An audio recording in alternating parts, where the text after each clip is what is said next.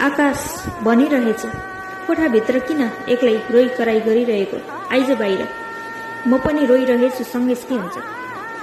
यसो बाहिर हेरेको धरती रिसाइरहेछ।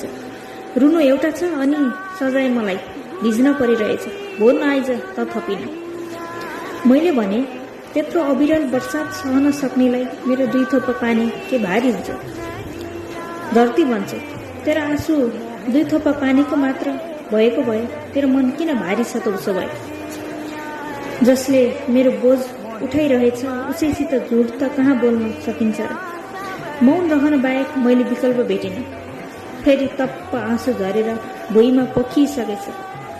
सोचेथे धरतीलाई शीतल भयो, तर धरतीलाई त पोलिरहेछ पीडा मिश्रित आँसुले।